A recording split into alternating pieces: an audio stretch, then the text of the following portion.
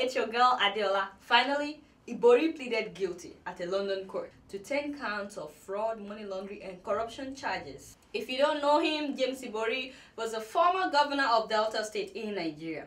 And in 8 years in office, he was able to launder more than $250 million from Nigeria. He was able to do this with the help of his wife, his sister and his mistress. Now the funny thing is that as soon as he pleaded guilty in London, the EFCC in Nigeria released a statement. Well, if you're not familiar with the EFCC, that's the Economic and Financial Comedy Central of Nigeria. I mean, my bad, the Economic and Financial Crime Commission. Crime Commission. So they heard that Ibori pleaded guilty in London, and guess what? They released a statement that as soon as he comes back to Nigeria, we would try him again. I'm like, what? EFCC, please, you're going to what? You're going to rearrest?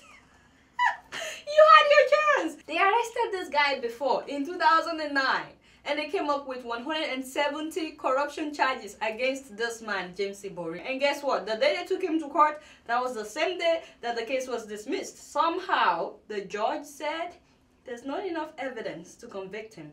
The man walked out a free man. Everybody was happy that, oh my goodness, they arrested Ibori, but nothing came out of it. And then it was a year after that that Ibori was arrested by the London Metropolitan Police and Interpol in Dubai. So they had like a whole year to do something. Do they really need to say anything right now? I respect EFCC, but you know, sometimes I just feel like they're trying to remind us that they exist. Take a look at some of these properties that Ibori acquired in Europe with the money that he stole from Nigeria.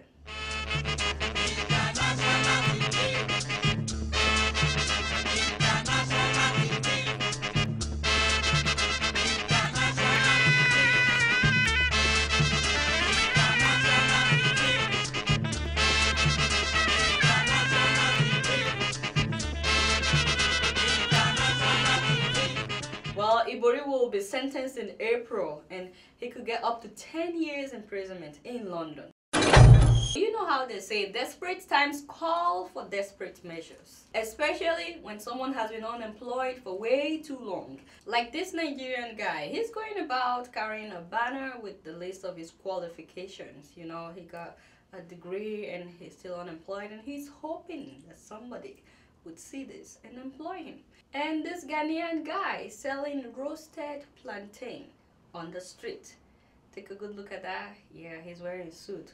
Who says you cannot look corporate whatsoever you do? But you know who really got my attention? There is a guy in South Africa who couldn't get a job and decided to start his own company. It is a company, but you know, it's a different kind of company. It's a company where the employees walk naked.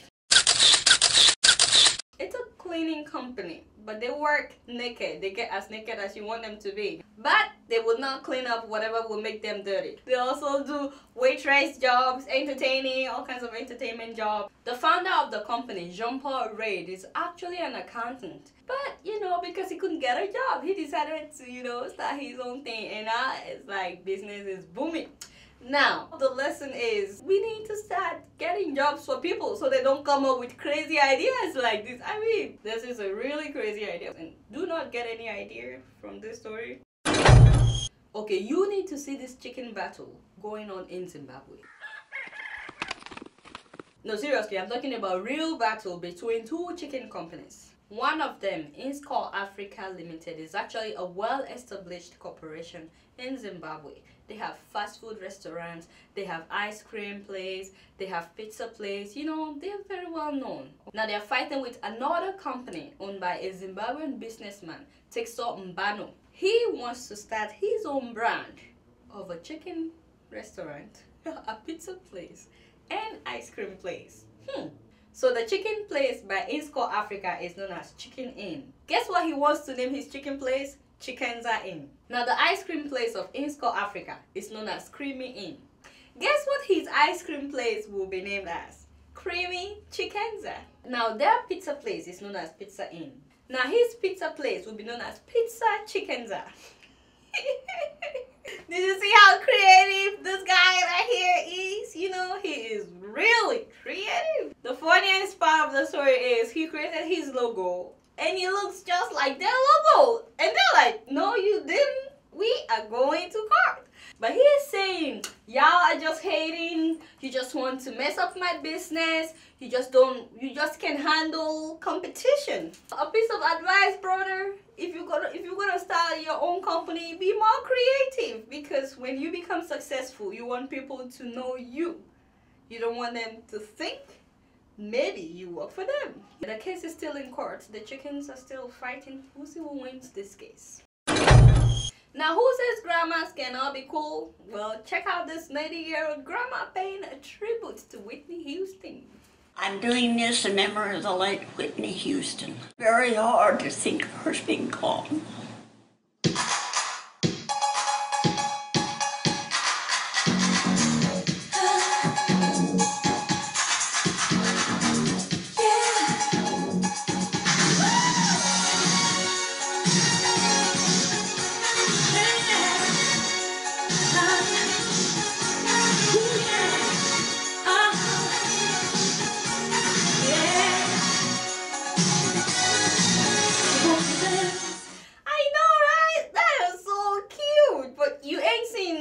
Until you see this grandma from Uganda.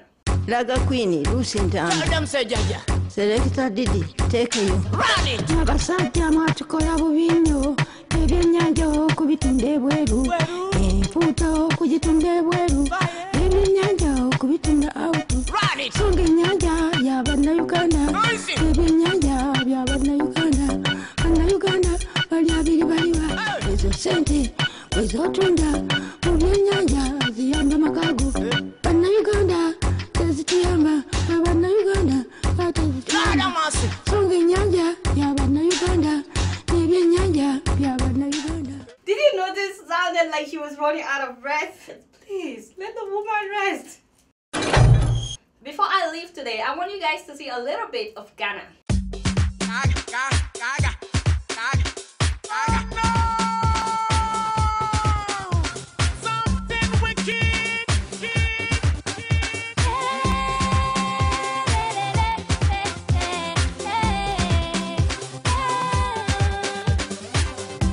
She loves me just because I am a strong man, a strong black man.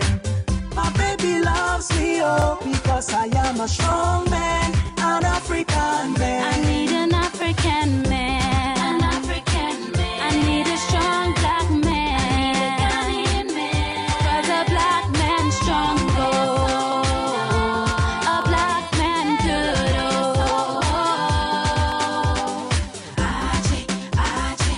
My wisdom power they rock, and now she no one let me go. Alright y'all, it's been real and I'm keeping it real right up in here. Until next week, I'm gonna see y'all later. Peace out.